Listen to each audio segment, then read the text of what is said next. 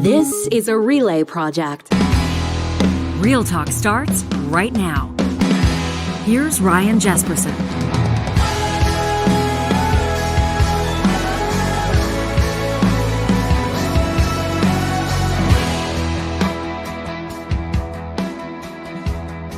Welcome to this episode of Real Talk. It's Jesperson here on this August 2nd alongside John Hicks. We want to mention the date right out of the gates because we're going to be updating you on a story and you're going to think, did I accidentally click on a past episode of Real Talk? Have I accidentally bumped it back a few months? And no, this is, as we get into conversation around Donald Trump and an indictment that he's facing, this is not the same one as before, which was not the same one as before that. What we mean is that this is the third indictment that Trump will face, the former president of the United States who wants the Oval Office back, indicted yesterday after we wrapped up our show on criminal charges by a federal grand jury in relation to his efforts, and there are co-conspirators named here, to overturn the 2020 election. This, of course, leading all up to the January 6th assault on the Capitol. I know you're familiar with that story. The former president charged yesterday with conspiracy to defraud the United States, conspiracy to obstruct an official proceeding, obstruction of and attempt to obstruct an official proceeding, and conspiracy against rights. He's scheduled to appear in court in D.C. tomorrow. Whether or not he'll be there, we don't know. But his office says that they will seek a speedy trial. This, the special counsel's office, they're calling January 6th an unprecedented assault on American democracy fueled by lies. No comment from POTUS, from Joe Biden at this point, and people are expecting that that will remain the case. He doesn't want to give fuel to Trump. That political persecution narrative, and sources close to the current president say that he feels very strongly that those occupying the Oval Office shouldn't be commenting on proceedings before the court, which is typically what presidents, prime ministers, and other leaders stick to, that principle. It also makes it a little bit easier on them, doesn't it? Not comparing the situations, but you remember closer to home, Alberta Premier Danielle Smith, as soon as she got into that dust-up with the CBC, which, by the way, you'll remember the CBC ended up walking back its reporting. Smith says, we may sue, and because of that fact, because we may sue, unfortunately, I can't talk about it. It could be a matter before the court. So it got her off the hook in that circumstance. I'm not comparing the situations. I'm just saying it's no surprise if President Joe Biden stays quiet on this one. You know who's not going to stay quiet on it is our guest today. Stephen Carter's going to be joining me. Very rarely boring. I don't think I've ever heard an interview where Carter hasn't brought it, and we're going to get his take on this indictment. We're going to bring it closer to home. Carter lives near and works out of Calgary, spends some of his time in the mountains, but of course he's paying close attention, like everybody else is, to this story involving the Calgary Stampede. Conspicuously absent, wouldn't you say, significant commentary from a lot of Western Canadian talk show hosts, from a lot of prominent people, especially out of the Stampede City. Have you noticed this story? I know it's the beginning of August. I know people are on summer vacation, but a lot of people seem a little bit hesitant to chime in on this one. Have you noticed? Which seems a little bit unusual since we're talking about a class action lawsuit where the Calgary Stampede acknowledges that the 70 people attached to that class action have fuel behind their fire. The Calgary Stampede admitting negligence, admitting that it knew that an adult that was working in a leadership role with the Young Canadians Performance Group had been sexually abusing, assaulting, photographing, harassing young people. First reported in 1987. An investigation launched in 2012. That's 25 years later. The lawsuit launched in 2017. This individual who we're going to talk about, Philip Hirma, convicted of, to 10 years sentenced he was in 2018. I mean, we're talking about decades-long assault, and the Stampede acknowledging we played a big role in this. They're acknowledging culpability. They're settling this lawsuit. Why isn't this story massive in Western Canada? We know it's because of the Stampede Mafia. It's because of the power that the Calgary Stampede holds in Calgary and across the province of Alberta. Will us talking about this cost us invitations to Stampede parties next year? Probably. Do we give a shit? No. Why aren't more people talking about it? We're going to ask Stephen Carter.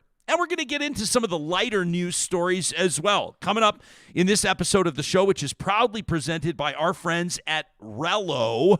You know, this time of year, it's the time of year when a lot of people are starting to look at maybe what their career might look like moving forward. Maybe you're restless in your current role, or maybe you're just looking for a change of pace.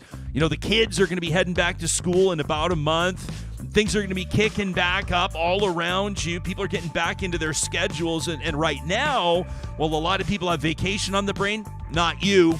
You're thinking bigger than that.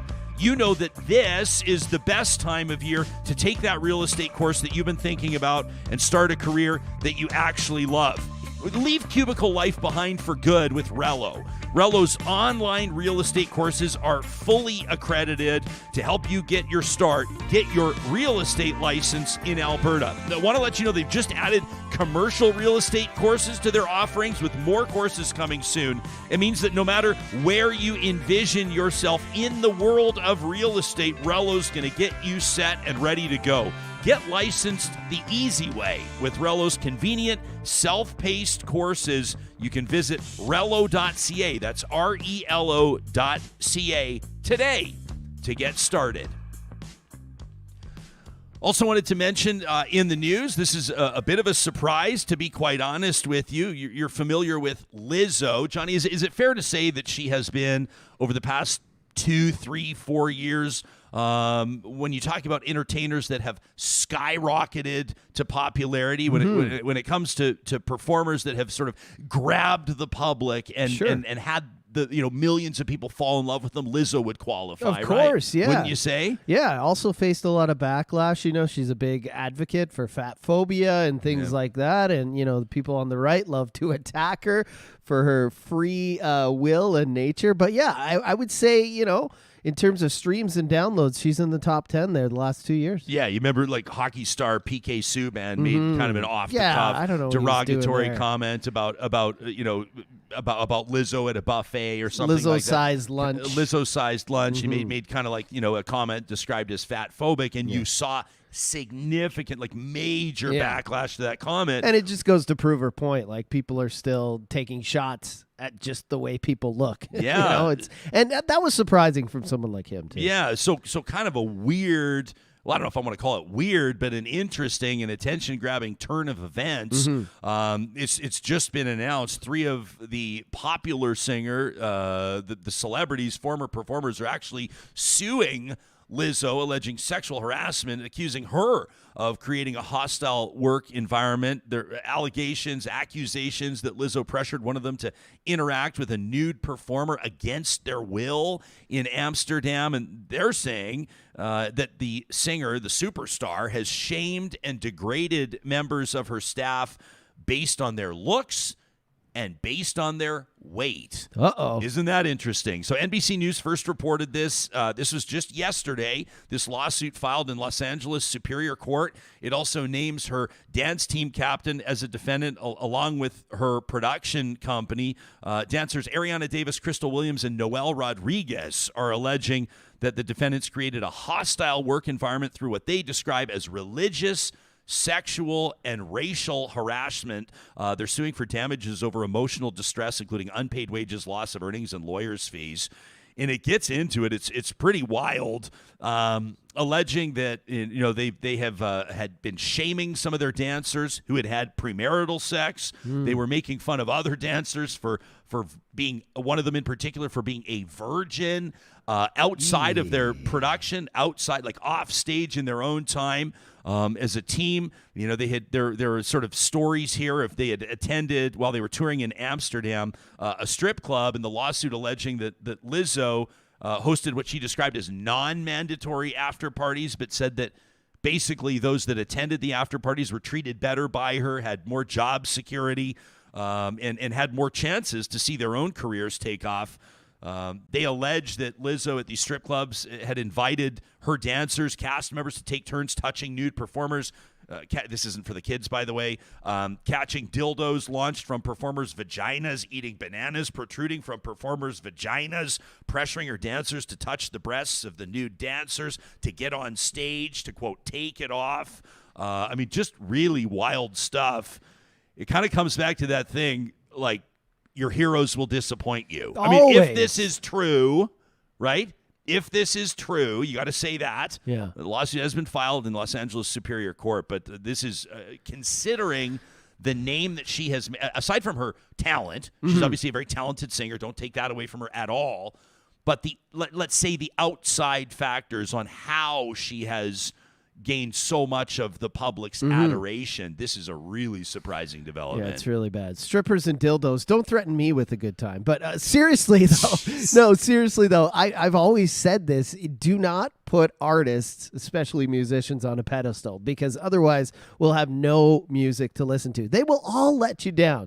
They're all human. They all make mistakes. But these allegations sound pretty serious. Isn't this one a bit of a surprise? So even it like totally to you, is, yeah. Right? Yeah. Like you're going, Lizzo? Yeah. I'm checking the trending news, and again, this just broke yesterday. This lawsuit filed yesterday, and it says, Lizzo will have her day in court. Lizzo, and you're going, wait, what? Lizzo? She's supposed to be on the good side of this stuff. So we'll see how that goes, and that's a story we'll keep an eye on. Stephen Carter is around, and we've got a queue up of kind of a throwback to yesterday before he comes in, our TikTok of what we discussed. Why don't we do that? So you can follow Real Talk, as you know, on Twitter, Instagram, and TikTok at Real Talk RJ. It's a great way to stay on top of our coverage, stay on top of some of our guest commentary, and quite frankly, to get up to speed on the news of the day in 60 seconds or less. Before we talk to Stephen Carter about the Calgary Stampede, here it is.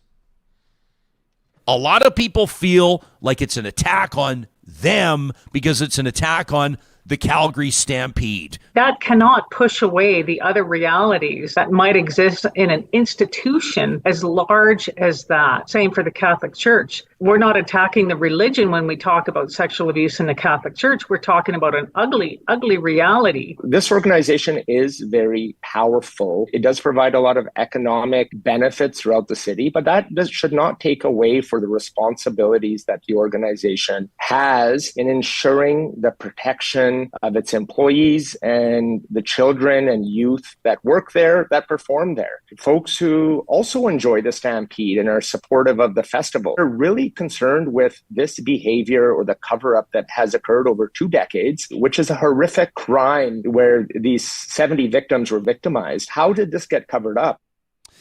That was MP George Chahal, former Calgary City Councillor, a Liberal MP down in Calgary, who says that the feds should pull funding. The Stampede should lose funding until it proves that it's made this right. And the voice you heard before him was Daniel Aubry, who is the founding CEO of Calgary Communities Against Sexual Abuse. Stephen Carter is a strategist. He's got mayors elected. He's got premiers elected. He served as chiefs of staff for both, and he is a co-host of the wildly popular podcast, The Strategist, a good friend of this show. It's nice to see your face, pal. Well, it's nice to see you as well. I was a little confused. I thought I was on the wrong show when I was hearing your description of the Ryan Jesperson Christmas party after party. Oh, jeez. When I just tuned in. I thought we were keeping that quiet, Ryan. I thought that was just a little secret between you and I. And I have no knowledge of which you speak, Carter. I have no context, no knowledge, no understanding of what you were applying. Weren't you the guy saying phones at the door, leave the phones at the door? Or I'm pretty otherwise. sure. Yeah. How bad is that for Lizzo, by the way? Pop stars. She was only going to last for a little while anyways. So now she's going to last a little less. That's the problem. Some politicians use that kind of, like, we were very afraid of this with Nenshi, right? You use your celebrity to become a super important person, but celebrity does this. Like, celebrity's up and down. That's what it's designed to do, is go up and then down and then up again, because Americans love that great story of this, person who emerges from, whatever circumstance to become great. And then we destroy them again. And then we allow them to rebuild their careers again. I mean, Mel Gibson's still making films, for crying out loud. So, I think that's just part of the cycle of celebrity. Yeah. Also, the fact that, like, a lot of people are joking around about this, is it different? Like, is it different? And again, I want to be careful in how I frame the question, but is it it's different if it's like, oh, I went to an after party because I felt pressure that I wouldn't keep working for if I didn't go. And then we were at the strippers and they were throwing dildos around and she made me catch one. Is that different in the public eye than like she touched me against my will, she sexually harassed and abused me, she sent me lewd texts uninvited? Are there degrees of sins that the public is willing to tolerate, some more than others? I think that it's also, the degree of celebrity. I mean, the sins themselves are pretty substantial, but if you've got the right level of celebrity, you have a tendency to be able to survive it. And, Kevin Spacey's rumored to be coming back in. His degree of celebrity was huge. Mel Gibson's sin, his anti-Semitism it was absolutely disqualifying from everything. But he's still making movies. So, but Jian Ghomeshi's gone, right? His level of celebrity wasn't big enough to carry him through his allegations. So I think that it almost doesn't matter the size of the sin. All that matters is the size of the community's love for that person. And if the size of the community's love for that person is big enough, or there's enough dollar signs that come after that person's celebrity, then people find ways to enable that person to recover. Let me read a couple quick comments here. Justin says, filing a lawsuit doesn't require anybody to provide proof. That'll be done in court and discovery, which is not public. Muddy Otters Pottery says, I'll wait for the actual court case before I jump to any conclusions about the accusations against Lizzo. It goes on to say, does Justin, that, part of the accusations are levied against her dance captain, not her directly. AKET says the entertainment industry is a hotbed of a lot of gross behavior, and people have been conditioned to accept it as the normal way of doing business. MA says, I'm definitely out of the loop. Who the fuck is Lizzo? So there you go. That's kind of the cross-section of where Real Talkers are landing. Definitely very serious business and a real serious problem closer to home here with the Calgary Stampede. I listened to your most recent episode of The Strategist. Is it fair for me to note that you, Corey, and Zane approached this subject matter? You spoke candidly. You did a great job, but you guys were treading more carefully than you do on a lot of other subject matter. Well, I mean, Zane is the president of the YMCA board of directors. Corey works for the University of Calgary. Yeah. Both of them are partners with the Calgary Stampede. I'm far less encumbered. I do not. I've been an out-and-out critic of the Calgary Stampede for years. This is not an organization that we look to and say this is the way that operations should be run.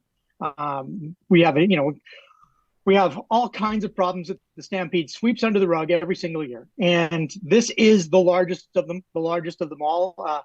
It doesn't get bigger than sexual abuse allegations. It just doesn't. We can't have adults in authority abusing children in their care, period.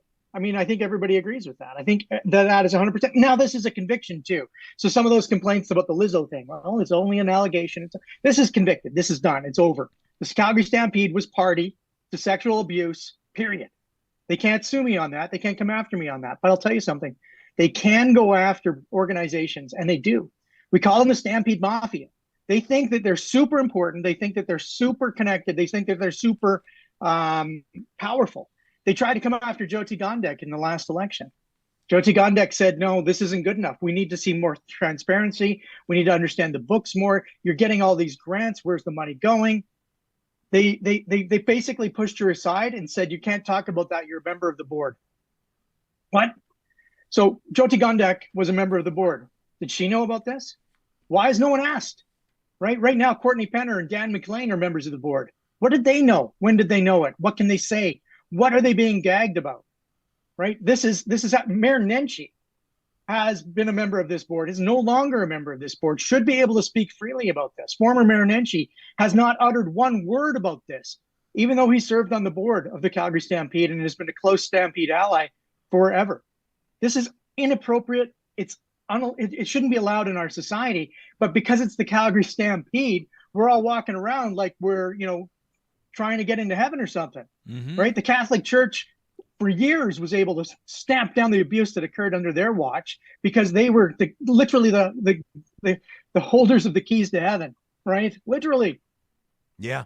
What the hell is holding us back from criticizing the Calgary Stampede? Well, you tell me. Why can't we stand that's up what and I wanted say to that? ask you about. It's the Stampede Mafia, Ryan. right? I mean, it is this group of volunteers, very dedicated volunteers that believe very strongly in who the city should be. I mean, can you imagine? We've tied our city's brand. We've tied our city's brand. I mean, sure, you guys have the City of Champions up there in Edmonton. Ridiculous. Not anymore. Not anymore. Well, it's in my head. I can't help it. I think of you as a champion, kind of like the Special Olympics champions, Ryan. You know, someone who's a little bit, Careful. Anyways, here we are. You know, one day you'll have a podcast like The Strategist. One day. I hope for you. You mean one that we do on a volunteer basis? I'm not interested.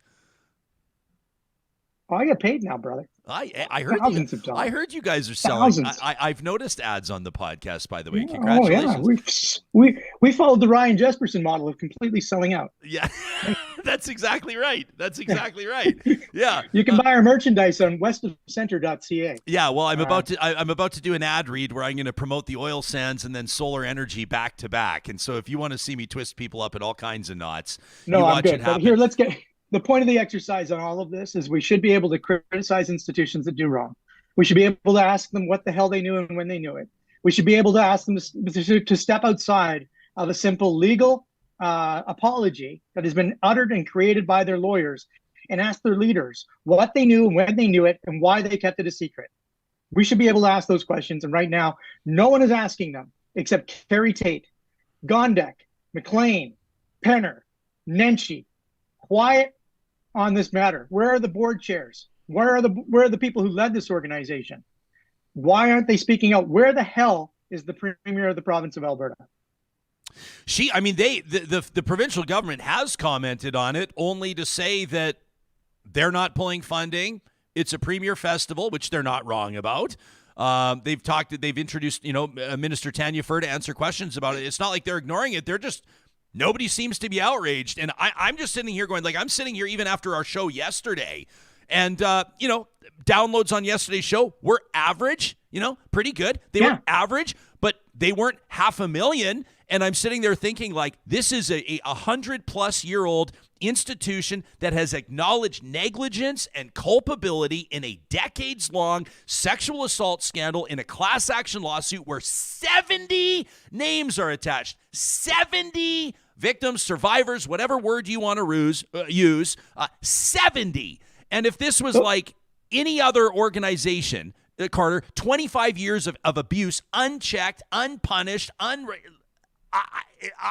they're gone. They're gone. Evaporated. Any organization's gone. And it should be. Because if you're covering up abuse of children, you don't deserve the right to operate, period. And defend it. Don't just walk away. Don't just fucking put your head in the sand. Come out here and defend it. If you can't if you're not able to hold your head up and say this is wrong, then I want you to fucking stand up and defend it, because no one can. And you're all putting your tails between your legs and you're running away, and it's not good enough. Good enough at all. Someone should be holding this Calgary Stampede to account. The fact that it's George Shahal and the fact that it's me and Carrie Tate, who's done a great job with the Globe and Mail, that's not good enough. Where the fuck is everybody else, Ryan? People should listen. I swore on your show. I feel bad. That's okay. People should listen to the most recent episode of The Strategist, where I think you and Corey and Zane do a good job of describing the strategy behind when the Stampede announced its settlement. It was right after the Stampede, certainly not right before. They didn't need that problem for themselves. They didn't need the problem for their sponsors, their partners, and their advertisers. So 50 weeks from now, 49 weeks from now, Carter, when the city's getting ready for the next edition of the Calgary Stampede, is anything going to be different, or is it going to be business as usual? Nobody seems to have an appetite right now to really dig into this and press for actual public accountability. There's been more protests about the loss of a horse's life than there has been about 70 children being abused. Yeah. Period. Well, I guess this goes over to the public then. I was even I was talking to somebody off air yesterday about Ron Leipert, and I said, Ron's actually a pretty funny guy in person. He can be a really likable guy. But he plays an asshole on TV, right? Like his political career, he has played an asshole, and he's been effective. No. But I was he is that asshole with me, Ryan. Yeah, like all the not time. Fair for Stephen Carter. Okay. Yeah, I don't know why. I think I'm charming. I don't know. Yeah, I get it. That's so weird that the two of you wouldn't get along in the same room. But I would say, and there are very few people, Carter, that I can dance with like we dance with you, where we're talking about deadly serious subject matter and joking at the same time. Maybe we're joking because it allows us to hit this head on and actually tackle the serious stuff. But I get the political saber rattling. I get the hand grenades back and forth. I get the posturing. I get making stuff all about I get the keywords, invoking the name Trudeau and how that plays in Alberta. But even for George Chahal to sit there and say that I think funding should be pulled until the Stampede makes this right, for a rival politician, for Ron Leipert down in Calgary, to describe it as grandstanding when the subject matter is an abuse scandal, and in my mind, like George Chahal is on the right side of history on this one, whether or not you like his politics, whether or not you like the Liberals or voted for Justin Trudeau, that's not the point. To describe his pretty common sense approach to this as grandstanding, invoking, by the way, a word very connected to the Calgary Stampede and the grandstand show, I thought was really, really weird. Well, I mean, this is everybody in Calgary falling behind and trying to protect the Calgary Stampede. This was known too, Ryan. I mean, children who were being told where to go to learn to sing. My daughter went up and did musical theater, did all this. She didn't do the Stampede. Didn't go to the Young Canadians. One of the reasons, because people had whispers. There was always whispers. The Calgary Stampede had too many whispers and too many issues. And the only reason they've been allowed to continue is because not enough people have spoken out. Because Ron Leipert is ultimately too weak to stand up and say, this was wrong. I just don't understand that type of human being. I don't understand the type of person who doesn't stand up and simply say, when something is wrong, it's wrong. Let me ask you this, and I'll note that your colleagues, your co-hosts on The Strategist aren't here, so I guess in a way I'm asking you to speak for them, but not so much. But there is one, and we'll get the three of you back, by the way, in the fall. We always love those episodes, even though audience interest dips a little bit, but I really enjoy them. So spikes your ratings. Yeah, you were basically your best of Ryan Jesperson show right there. Yeah, that's right. That's right.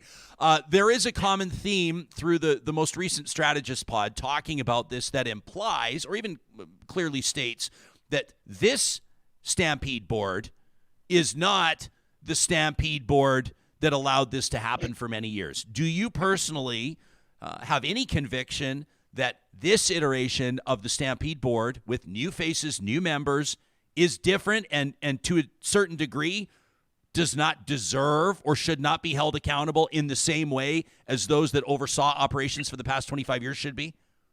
Yeah, I mean, this is a new leadership group. This is not their responsibility insofar as they weren't there when this abuse was occurring. So I don't want to heap the responsibility of why didn't you stop this on this leadership group. What I want to add to this leadership group is, why are you hiding behind a legal statement and saying, yes, we were there, the organization was there, didn't do anything, knew that it was happening and enabled it. That's not good enough.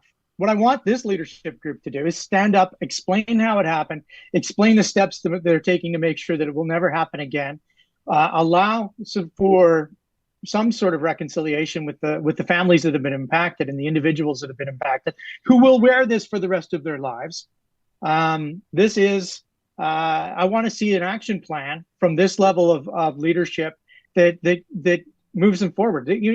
Very easily, they could become the Catholic Church on this, where there's no action plan for reconciliation. Instead, it's just, how quickly can we sweep it under the rug and how much is it going to cost us? Yeah. And I don't like sweeping things under the rug just to figuring out how much they just cost us. That's just bullshit leadership. Yeah. We don't know yet what the settlement's going to look like. That'll be more determined in September. Court date coming up on September 25th. It's a story we'll continue to follow. I'm just happy to know I'm not alone on this one. I feel the fire in your belly, man, because I'm watching this story over the past few days going, where is the outrage? Like, what am I missing about this story that would absolutely implode any other organization across Canada. It's blowing my mind. It should. I mean, I don't want the Stampede to disappear because of this. No. But I do want the Stampede to be a better organization. And if we just sweep it under the rug, they're no better than they were before. Yeah. I know. I mean, this is we talked about this yesterday. Like even George Chahal, he's sitting there and he like goes through the spiel, and I don't blame him for doing it because I do it all the time as well. You almost have to establish that like I'm not the enemy here, right? Like you can hear him in my full interview with him. He's like I'm a born and raised Calgary kid. I take my kids to the Stampede. I've been to the rodeo. I like this. Like he has to say it, right? It's like he's not it's not some Trojan horse where he's coming in to try to collapse the greatest outdoor show on earth, but like with no accountability. I just think I think that the way that the public operates, how much people love it, the fact that there's still almost a full year between now and the next Stampede, quite frankly, and I hate to put it this way, it makes me sound cynical and it's a defeatist attitude, but this is the realist in me. I don't think anybody, I'm not going to say nobody cares. I can tell in our live chat right now people care. I can tell based on the emails we got after yesterday's episode people care, but generally speaking, seems like people don't care. It's like an inconvenient truth for them. You know what I mean? It hits too close to home for a lot of people. Well, I mean, the Stampede, there's a lot of negative things about the Stampede that don't get talked about, right? There's just simply a lot of things. And they don't do much to address it because it's not talked about. I mean, it's a dangerous place sometimes. They don't talk about that. It's dangerous for animals. They don't talk about that. It was dangerous for children and the young Canadians, and they don't talk about that. And, someone's got to hold them to account at some point. Please hold them to account. I know your time is limited, but I do want to ask you about probably the biggest story in the U.S. right now. Everything old is new again. The former president, Donald Trump, indicted yesterday in special counsel's 2020 election interference probe. He's facing charges relating to efforts to overturn the 2020 election leading up to the January 6th attack on the U.S. Capitol. All the experts are saying that he could still be president, and all the constitutional experts are trying to figure out, can someone actually serve as president of the United States from a jail cell? Is this indictment any different than the previous two, Stormy Daniels and the rest, do you think? I mean, how is this landing, one day after? This is real criminality. I mean, the other stuff, they're keeping the documents. You can excuse the Stormy Daniels stuff. You can kind of find a way around. This is real criminality. This is, I read the indictment yesterday, and it was reading a story, and Jack Smith's a really good writer. I mean, this was an easy indictment to read. It's telling a story of a coup d'etat. And we knew this story from the January 6th inquiry and commission when it did its inquiry. But this is a shorter version of it, and it dispels, it just rips apart Donald Trump's arguments against it. Donald Trump's strategy is, I'm going to run for president, I'm going to win for president, and then I won't have to face the consequences from this. I think after this indictment, he's got to change his strategy. He should be asking for every Republican presidential candidate except himself to commit to pardoning him, and he should focus on his legal issues and allow the Republican Party a fresh start, because this thing, the way it's going right now, if he continues it, it's a tinderbox down there. And this indictment I think it's rock solid. I think this guy's going to jail for the rest of his life if he doesn't get a pardon. You actually, really, honestly, seriously do believe he's going to jail? Oh yeah, this is big time. This is a big time thing, and the prosecution, or the special prosecutor, has lined up the evidence in such a fashion that it's already taking out the legal defense structures. Now, all I guess it takes is one solid trumper in the jury room to go to a mistrial. But man, the evidence in here is overwhelming. So if the allegation, or let me say the assertion from Trump that the election was stolen was enough to get, hundreds, if not thousands of people storming the Capitol. I mean, people are paying the piper now for that. People were killed. Law enforcement officers and others were seriously injured. I mean, I will never forget sitting in our first Real Talk studio and watching with my jaw on the floor as that unfolded live in real time. People like that one guy everybody knows who I'm talking about, the QAnon guy with the horns on his head. That guy, yeah. Like people occupying Nancy Pelosi's office. Like I just it felt like it felt like watching Pearl Harbor happen live. Like it was like wild. So if that his allegation the election was stolen did that, in theory, what is the visual? What is the video of him in cuffs going to jail do, and how does that ignite his most ardent supporters? Like, worst case scenario, this could get really ugly. Now, in other democracies where a former leader has faced criminal charges, generally speaking, their supporters are ardent and supportive at first, but as they get charged with more and more things, and as the convictions begin to pile up, their support drops very precipitously. So other democracies, if they hold the key, they show that Trump's support will fall precipitously at some point. Obviously, Trump seems to be immune to the type of impact, but I think we have to hope for that, Ryan. And keep in mind that this indictment, it outlines 3 different ways that he tried to overturn the election, and 3 different times he failed, and the consequences of each time that he failed, how it was stopped by the people who are close to him is quite amazing. We were very close to a coup d'etat. Yeah, no kidding. Unbelievable stuff. I want to close with a pithy and light question. You have served as the chief of staff of a mayor of a major Canadian city. I'm not sure if you saw this or not, Carter, but Toronto City Council voted in favor 18-6. Do you know the story I'm talking about? To ban gas-powered leaf blowers. Toronto City Council is banning gas-powered leaf blowers. They've at least put the wheels in motion. It's not known yet if they will actually take action on it. It's not known yet if it will be enforceable. People are saying that, for example, landscaping companies will bitch about this in a huge way. You also can't tell people that have spent $300 on a gas blower that now they have to upgrade to an electric one. But from a political standpoint, okay, the mayor of Toronto and others are going to say this is an environmentally conscious move. These are too loud and noisy and people hate them. Is it worth it? Is this a political hill to die on? Is this a political win? What do you think? It is a massive political win. I mean, these things are so loud. They are so bad for the environment. And the technology exists using rechargeable batteries just to simply replace the gas mowers with electric batteries. I've told councillors here in the city of Calgary, if you want an easy win, to go after these terrible engines that make so much noise. I mean, I'm sure you've been wakened in your community by people blowing the fucking snow off their, it's snowed this much and they can't use a broom. No, broom would be too much work for these people. Instead, they got to pull out their electric, their gas leaf blower, wake up the entire neighborhood. They do nothing for the environment. They do nothing for even keeping the streets clean. It takes people don't want to lift snow. I get that.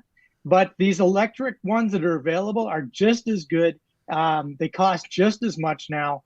So here's, just give them a two-year period, because that's how long they'd write them off for anyways in the businesses. So giving them a 2-year period to flip over to electric and call it a day.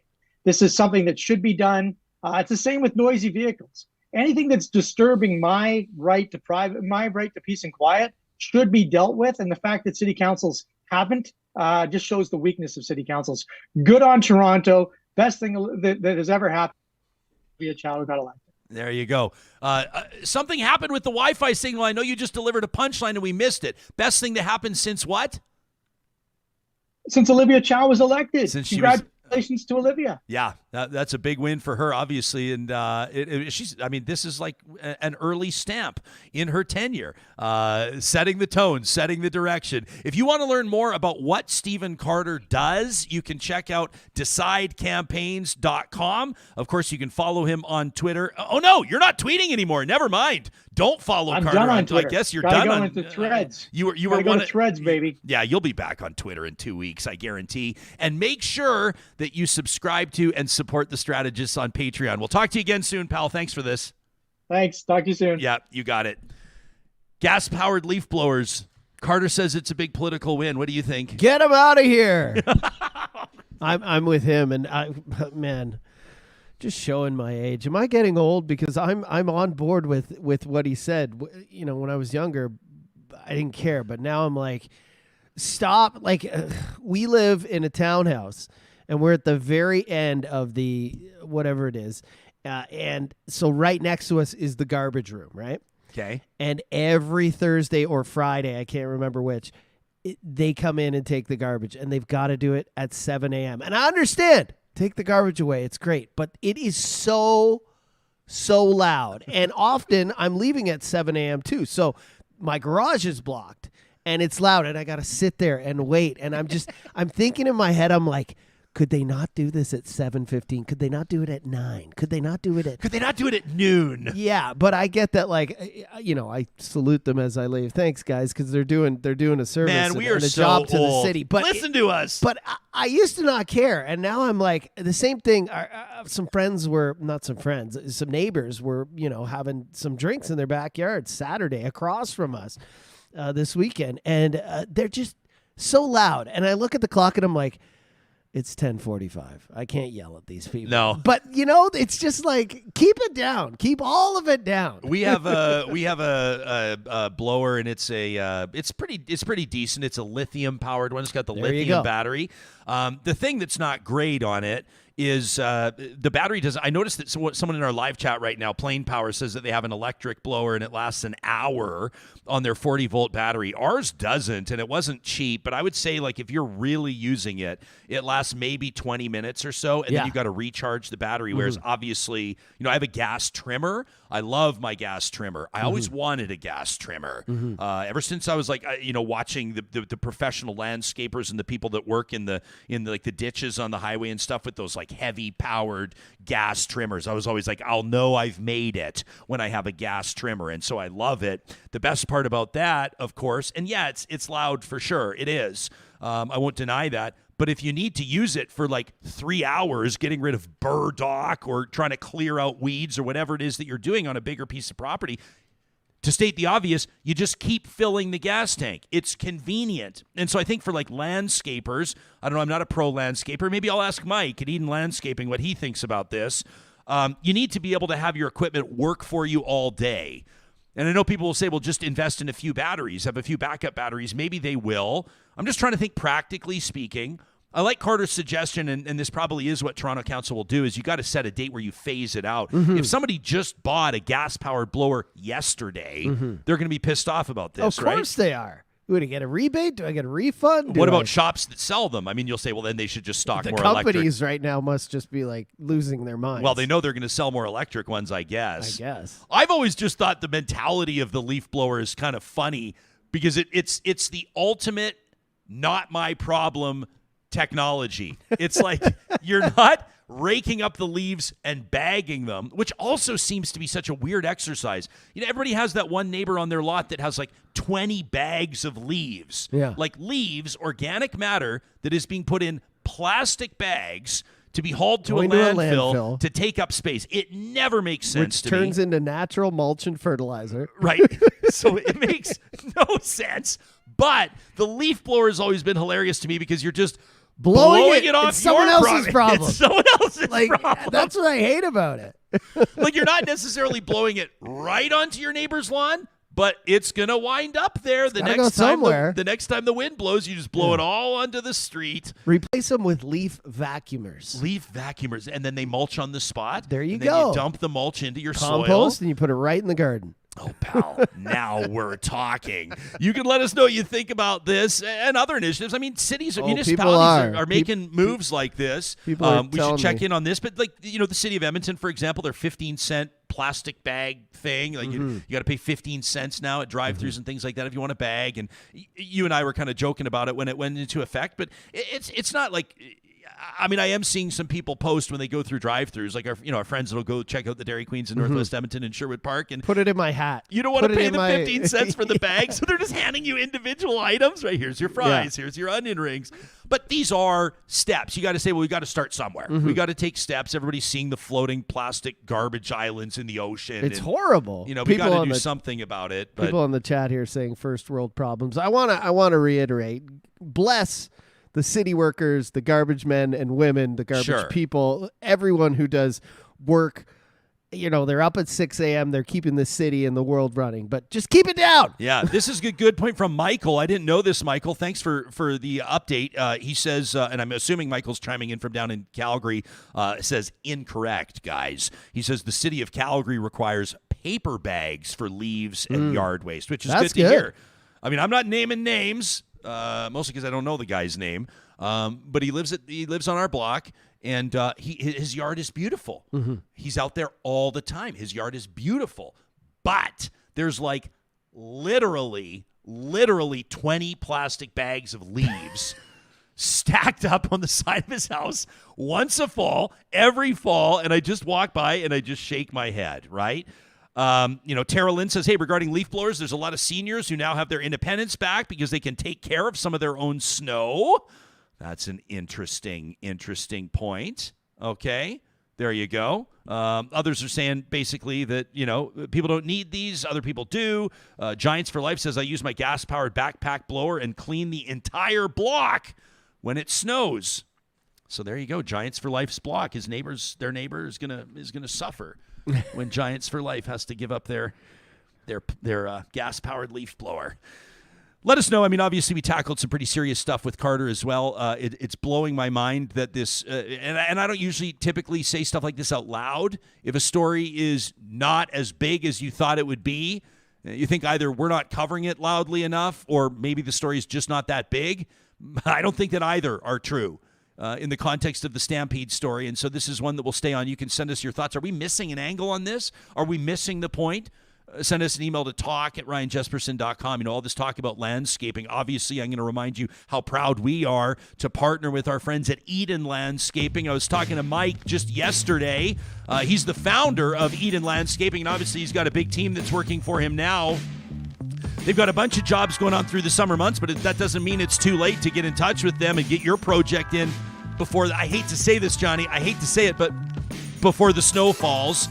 His team is hard at work bringing outdoor spaces to life, and that includes ours. We are super excited about the reinvention that's happening right now in our own backyard, and it's happening fast. Like, they're working as we speak. This is something that our family worked on for a long time, getting the budget together, getting the plans together, and to now see it coming together is such an exciting development. There's been some issues, though, along the way, some problem solving. They've had to make some changes on the fly regarding the grade in our yard. There was a lot more topsoil than they expected. They've had to spend more time in there with their excavators. They had to figure out a drainage trench that wasn't originally written into the plans.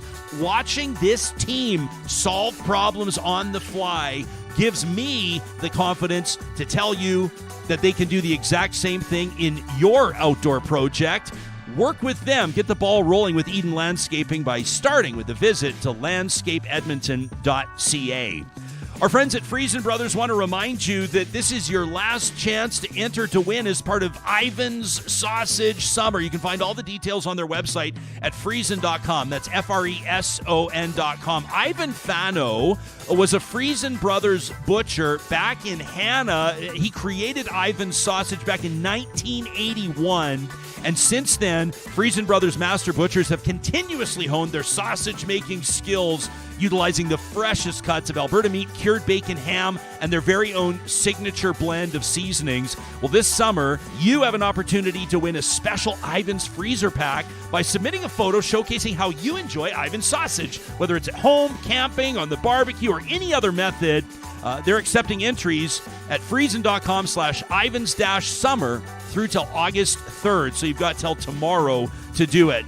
Also wanted to remind you that our friends at Kubi Renewable Energy are hiring right now. The team at Kubi is looking for electricians and apprentices in Lethbridge, in Calgary, in Edmonton, and in Kamloops, BC. They're also hiring project coordinators, customer service representatives, and inside solar sales reps. So if you've got experience selling anything, you know that skill set is transferable. Why not get in on Canada's green energy movement? Work with a dynamic and innovative company that is revolutionizing the renewable energy industry. Work alongside dedicated professionals passionate about what they do. Kubi's committed to investing in your education, your career growth. They offer access to extensive training programs. They even offer support for pursuing post-secondary degrees. How cool is that? You can go to the careers link at kubienergy.ca to learn more. Oh, and by the way, cold beer on tap and Friday ball hockey tournaments. Might be the coolest place to work in the province of Alberta. That's Kubi Renewable Energy. And we also want to remind you that you got to circle August 10th on your calendars, okay? If you're anywhere in the Metro Edmonton region or in Sherwood Park for that matter, it'll be Miracle Treat Day. That's August 10th of 2023 at the Dairy Queens of Northwest Edmonton in Sherwood Park. Means all the proceeds from Blizzard sales are going to go support the Stollery Children's Hospital Foundation. These family-owned businesses over the years have raised hundreds and hundreds of thousands of dollars thanks to people just like you. You can make a donation online. You can go see them in person on August 10th, or even better, get in touch with them at Palisades, Nemeo, Newcastle, Westmount, and Baseline Road ahead of time. You can place a big order. You want to buy blizzards for the whole block? You want to buy blizzards for the kids? Maybe for your colleagues at work? Place an advance order, and you can pick them up on August 10th with all the proceeds going to the Stollery Children's Hospital Foundation. That's Miracle Treat Day coming up on August 10th. Great interview today. With Carter? You know what I couldn't believe, though, that he says 100% he thinks Trump is going to jail for many, many years. I was like, wow. Yeah, I've heard people say that before. Haven't heard Trump say it. You just see this statement? Oh, my gosh, by the Trump camp. Yeah. What part of it jumped out at you in particular? These un-American witch hunts will fall, and President Trump will be reelected in the White House so he can save our country from the show incompetence, abuse, corruption, and other things that are running through the vents of our what is this? Of our country at levels never seen before. 3 years ago, we had strong borders, energy independence, no inflation, great economy. Today, we have a nation in decline. President Trump will not be deterred by disgraceful and unprecedented political targeting. So I love he believes he's going to be scot-free. I love news releases that say "and other things." It's like, who wrote this? Literally, who wrote this? There are 6 co-conspirators, by the way, named in that indictment. And while they are not named in particular, like they're not public, CNN is reporting on the identities of 5 of them, 5 of the 6 co-conspirators, and that includes Rudy Giuliani. So the plot thickens, and obviously this is a story that we'll stay on top of. I hate to say this. I am not convinced that Donald Trump will go to jail. Neither am I. And I am definitely not convinced that he won't be the next president. And I wouldn't put anything past our American neighbors, all things considered. And I know that not every real talker appreciates this line of thought because we've brought it up on the show before. But I just think that Joe Biden has a record to run on, sure, but is also vulnerable in some pretty obvious areas in the public eye. And you're going to say, well, Trump is not that much younger than Biden, and you would be right. You would be correct. But I just think it feels like Biden's vulnerable. It feels like the Democrats don't have, their sails, like you see those sailboats out on the water that are just kind of like sitting there waiting for that next gust. And that sort of reminds me of the Democrats right now. There doesn't seem to be a lot of energy around them. There doesn't seem to be a lot of enthusiasm around the brand. And Trump has these sort of like frothing at the mouth type rabid supporters. And he has been obviously, I think, has exhibited an ability to transcend people's, what you would expect to be their justifiable and normal concerns about, like, you sit there and you look in Canada, and if the leader of a political party, and like Trump hasn't secured the nomination yet, and I know that we're early in on this, we haven't even talked primaries and yada yada yada, blah blah blah, but work with me here.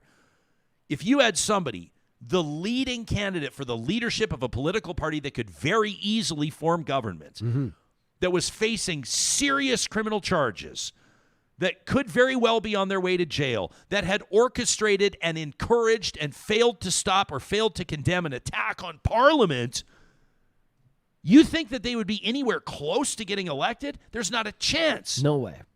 But in the United States, Trump has shown that with very little problem, he can secure 50 million votes. I think that the last election, I think Biden won with something like 54 million-ish. Can you hear it in my voice? I feel a little nervous. I do too. Especially if he picks Kanye as his running mate. Oh, my God. I think it's a lock. Are those guys still tight? We haven't heard from Kanye for a while. No, he's been. Did he get remarried? I saw he got remarried, but yeah, he's been laying low for a bit.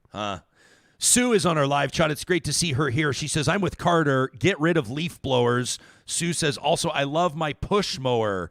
She says, the gentle clickety-click sound. The exercise I get, the environmental impact. Sue says, if you live in the city, you don't need a big mower. I'm going to be honest. I spent a little bit of time just because I'm so jacked, Johnny, and I was working so hard in the yard. I went to fire up our gas mower a few weeks ago and actually ripped the start cable, the cord you pull. Pulled it right out. I pulled it right out. And I was like, it's probably easy to fix, but I was like, this feels like almost an unnecessary, like I got to load it up in my vehicle. I got to take it to the lawnmower repair place. They're going to sell me on like new spark plugs and sharpening the blade and everything. It's going to end up being $300. I was like, I think I might just go one of these mowers that Sue's talking about, these like old school manual. I love seeing those, the rotary or whatever. Yeah. They're really neat. Yeah, and zero environmental impact. You can carry them around. So, yeah, Sue, good call on that. I shouldn't have mentioned it because I'm all over Kijiji right now trying to find one, and now I'm going to sick everybody else onto Kijiji. I'm going to end up screwing myself. You know, every single Wednesday we have a chance. We're talking. This is not planned, but it seems like every time we're talking about the environment and environmental initiatives, it reminds us of why we care so much. Right? Our future, obviously, and of course the areas, the beautiful areas that surround us that the onus is on us, quite frankly, to celebrate and to protect. And it's a perfect opportunity for us to head out to the mountains like we do every Wednesday, courtesy of our friends at Tourism Jasper. It's a tradition that we call MyJasper Memories.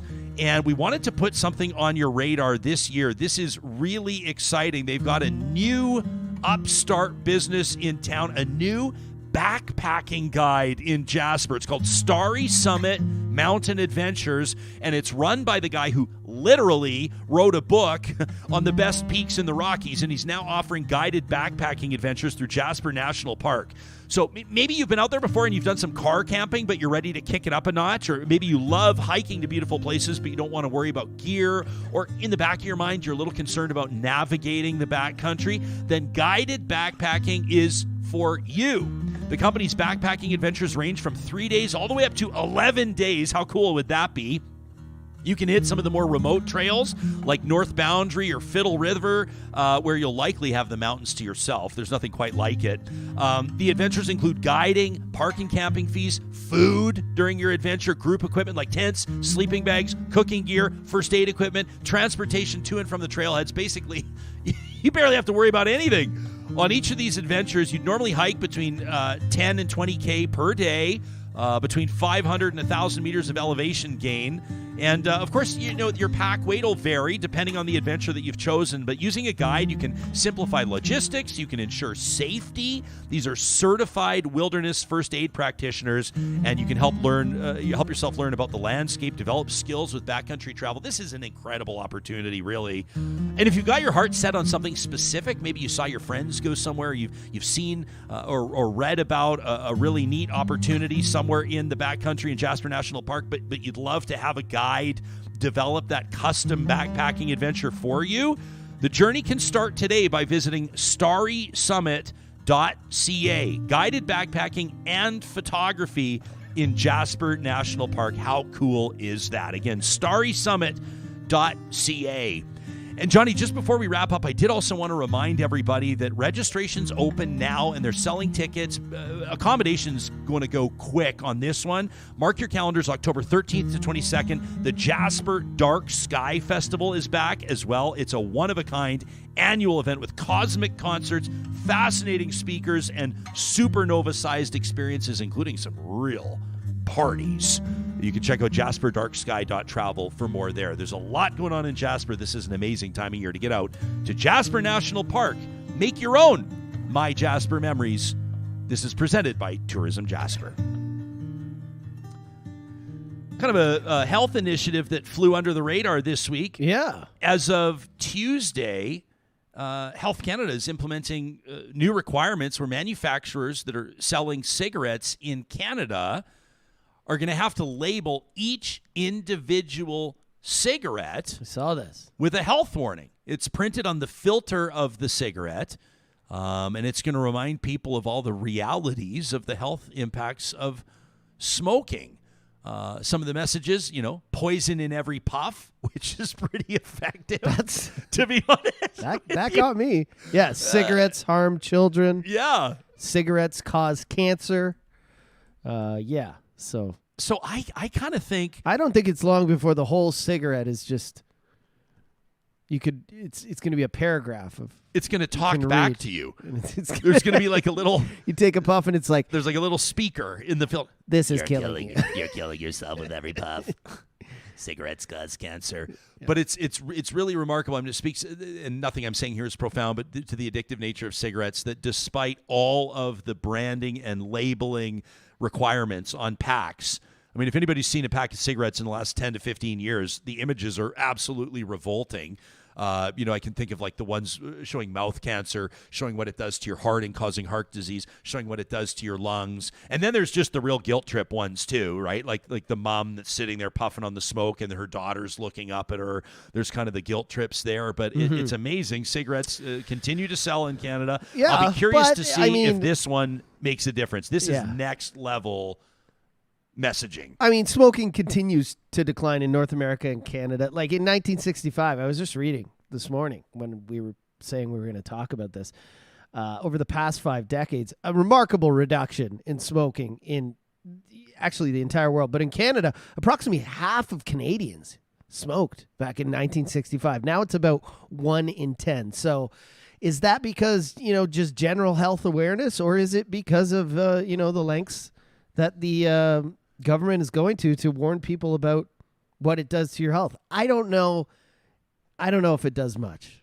What do you actually think is behind the decline? Because it's noticeable everywhere, and I feel like we've seen it in our life. And I'm not, I'm 46 now. Mm-hmm. When I was in my early 20s, working, as a server in a restaurant, as a bartender, shift leader at Earl's down in Calgary, we had. I mean, basically the entire lounge would be smoking. Yeah, of course. Not technically, but you'd have like a non-smoking section, which is always a joke because the smoke would obviously cover the entire place. Yeah. And that was normal. I remember, as does anybody that worked in the service industry. Oh, man. Like, can you coming home and just reeking. Or even, I remember in nightclubs being on dance floors. Oh, and you get burned. Like, you get people burned just all the time. Smoking, and it's something kids nowadays, they'll never even be able to comprehend. But people smoked literally everywhere. So I think it's a few reasons. I mean, I guess one would be just people understand the health impacts more. I mean, it used to be you'd go into the doctor's office, your doctor was smoking, we didn't know as much. Now we know it definitely causes cancer. It definitely kills you. It definitely cuts down on your life expectancy. Number 2, I guess just inconvenience. Like, you go everywhere. You can't smoke anywhere. People outside buildings even.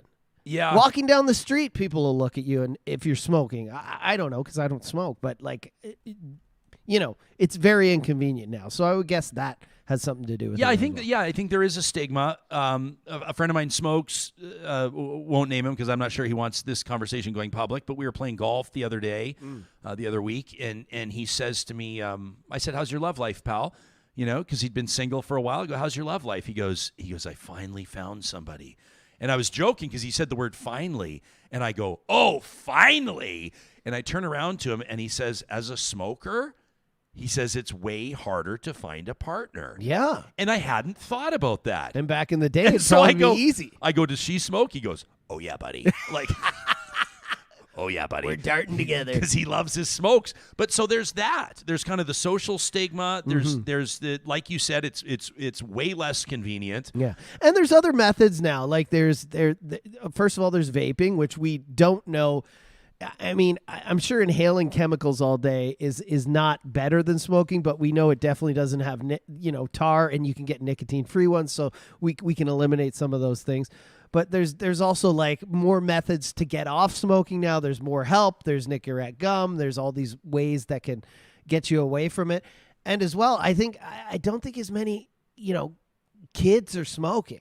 Like you just said, I think we all grew up with smoking. Our aunts, our uncles, our grandparents. My parents didn't smoke. My grandfather and grandma, they'd be driving me, somewhere on the weekend and just puffing with the windows up. That's not happening as much anymore. So maybe the younger folks, they're not exposed to it as much, and they have other methods if they want to smoke or inhale things. There's a variety of other things they can do that are less impactful on your health, right? I'm not convinced that the vaping trend is a good one. Oh, it's definitely, if you read the ingredients, some of them are in small amonts, but they're poison. People can Google, and I'm not a health expert, and what we'll do is poison. We'll do a segment on vaping. Yeah.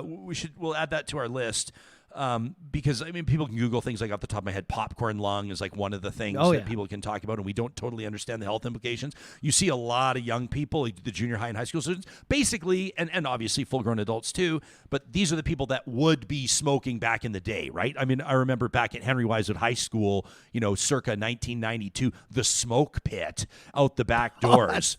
Dude, of course. I mean, everybody. And if you weren't smoking at Wisewood in the early 90s, it's because you had a dip in. If you weren't smoking, it's because you were chewing. I mean, that's just the way that it was. So I don't know. I think that the stigma in this way is in this context is probably a good thing. There's going to be no pushback. No. It's a no-brainer. I should mention that Canada becomes the first nation in the world to require this type of branding, to require these warnings on individual cigarettes. We should do one on smoking and vaping altogether. I do know that I looked up some of the numbers. Like, I think cigarettes contain close to 7,000 chemicals as you're inhaling them, as they're ignited, where vaping has like 2,000. So you can make the case that like vaping is better because there's less chemicals. And also vaping was originally pushed as a way to get off of cigarettes, right? It wasn't like switch to this long term. It was like, hey, here's how we can get you off of cigarettes. We can wean you off with less nicotine, less chemicals, and then eventually you can find your way, right? But a whole show on this with experts would really tickle my fancy. How about this? MA says a friend's daughter lost part of a lung directly related to vaping. Oh, yeah, and they can blow up. Like, if they get overheated, they can explode. There's all sorts of stuff. Wow. Brian says, my first time I went to Lisbon. Oh, Brian, I need to get back to Lisbon. What an amazing city. He says, walking through the airport terminal there was like this blue haze, and it just reeked because smoking was allowed in the building. He says 5 years later, we came back. The second visit, the terminal was completely clear. Mm-hmm. Others are remembering there were smoking sections on airplanes. Can you imagine lighting a cigarette on an airplane? Now, I don't remember that. I think I was too. I don't think that was around. I don't know that I remember smoking on an airplane even as a kid, but I do remember when airplanes still had the ashtrays. Not that they were being utilized, but I just think even with what we know about, like, I'm not an expert. But we were 1971. I mean, just absolutely wild. They started banning it in 71. Yeah.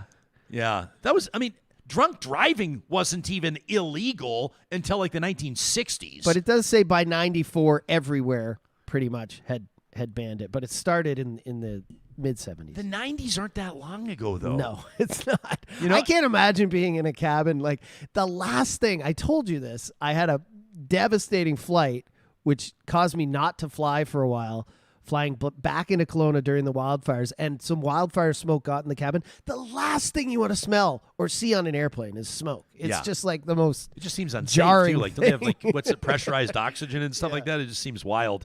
Knut says, back in the day, my doctor lit up while checking my lungs.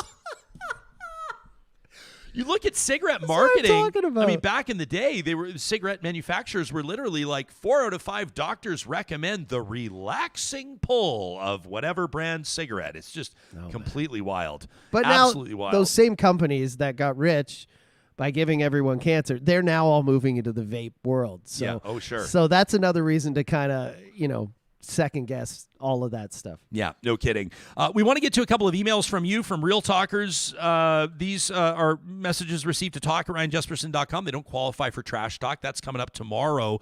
We're taking an extra long weekend here on the show. That means that no Real Talk episodes on Friday or Monday on the August long weekend. So Trash Talk will go Thursday. You still have time to get in your gripe, to sound off on whatever's on your mind, the burr under your saddle, so to speak, by sending an email to talk@ryanjesperson.com. But a couple of positive ones that we're going to read in just a second. First, I want to remind you, I mean, all this talk about fire and smoke, how do we not mention Complete Care Restoration? This is a family-owned business. This is a business that started up 10 years ago, literally in a garage, and now they've grown to one of Alberta's biggest disaster restoration, and quite frankly, I'll call them a recovery company, because this is a team, Complete Care Restoration, that's helping people get back on their feet after experiencing the horrific, wildfire implications, maybe flood damage through those spring or summer rains.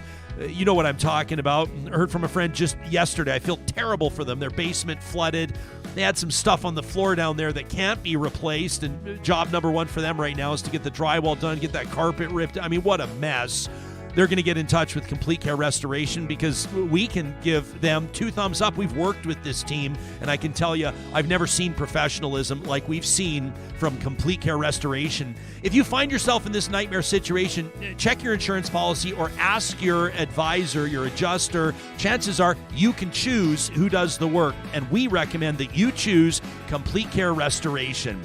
Apex Automation is hiring, and they want you to know that if you're a professional engineer working in Canada, they'd love to hear from you, most especially if you have an interest in Industry 4.0, if you have an interest in automation, if you're interested in where industry is going, whether that's Canada's energy industry, it could be potash mining, it could be robotics, it could be agriculture and autonomous vehicles, whatever it is being innovated by Apex Automation. They're helping people find fulfillment in their careers, find purpose, and it's a company that proudly puts their people ahead of their profits, including the amazing story of why they opened their new office down in the Lone Star State of Texas. It was to retain talented team members that were moving stateside.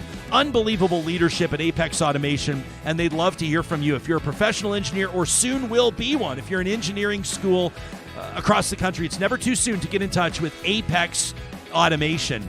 Hey, it's no secret that oil sands emissions are a big part of what Canada's looking at when it comes to commitments on that path to net zero. Well, oil sands operations are contributing significant carbon emissions across the country. I mean, the numbers speak for themselves. So the 6 largest companies are working together and with governments to take strides on the path to net zero from their operations. Now, part of that plan includes developing a proposed carbon capture and storage network by 2030, 7 years from now, and it's going to be one of the world's largest. You can learn more today by visiting pathwaysalliance.ca. And speaking of Trash Talk, of course, that's presented every single week here on the show by our friends at Local Environmental Services. They're operating out of Alberta and Saskatchewan, working with municipalities, working with big, huge businesses like West Edmonton Mall, and then working for the ma and pa shops, like a couple of the restaurants right by our house. I love seeing those signature green bins. These are businesses that have taken their business to Local Environmental Services over the past couple of years. Coincidence, John? I don't think so. You can request a quote today, whether it's landfill services, the big roll-off bins, front-load bins permanently there for your business. Hey, water hauling, vacuum truck services, fencing, portable toilets. Maybe you got a big festival coming up. Keep it local with localenvironmental.ca. Remember when they used to say smoking or non-smoking? Smoking or non-smoking? And then some of the parents would look at each other and go, maybe non-smoking tonight. Which one gets us in faster? Yeah, which one gets us in faster? Yeah, it's wild to think of how the culture has changed. And I mean, when we're talking about stuff, I mean, whether it's, I'm not drawing a straight line, but gas-powered leaf blowers or plastic bags or smoking or seatbelt laws that came into effect. I mean, isn't it wild to think that we didn't have seatbelt legislation until a short time ago?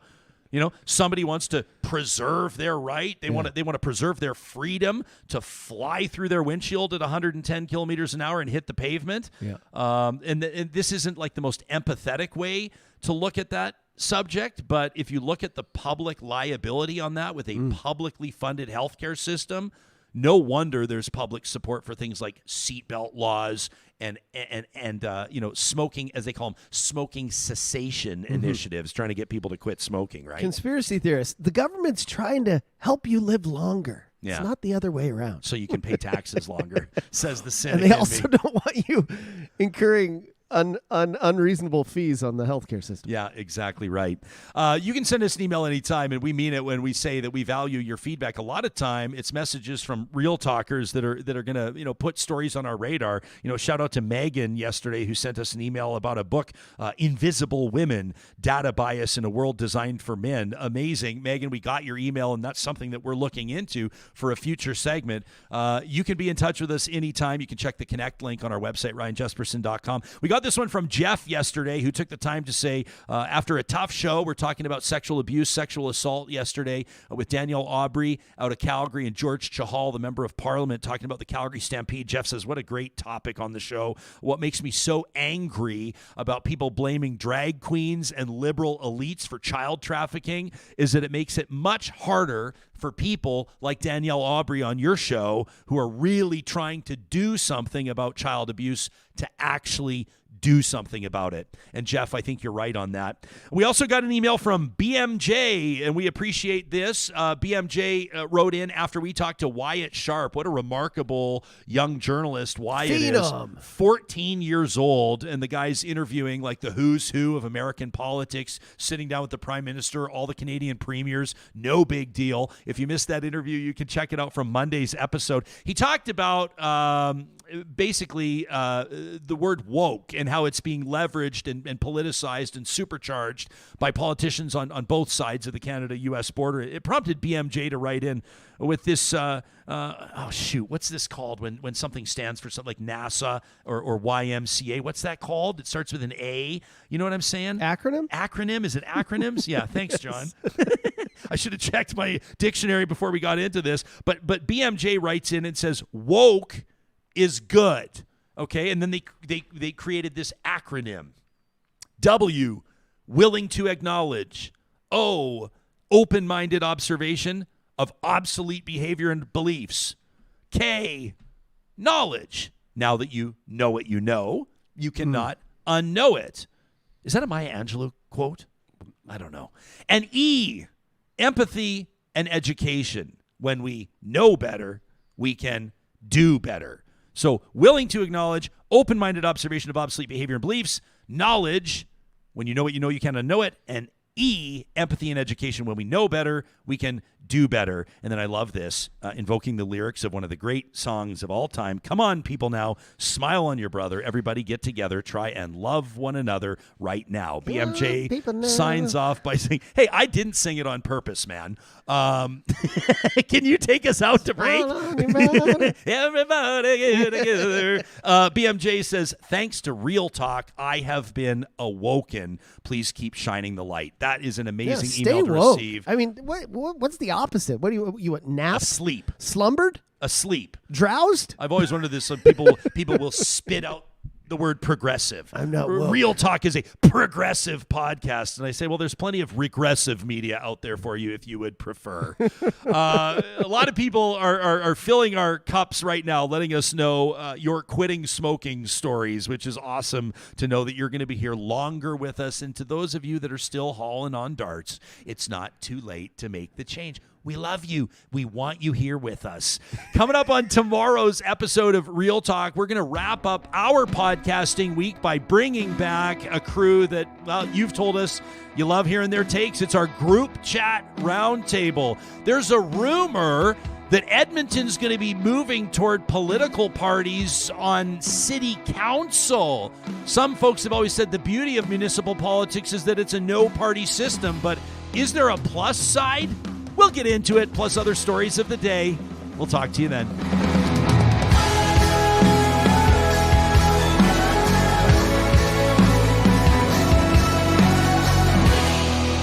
Real Talk is hosted by Ryan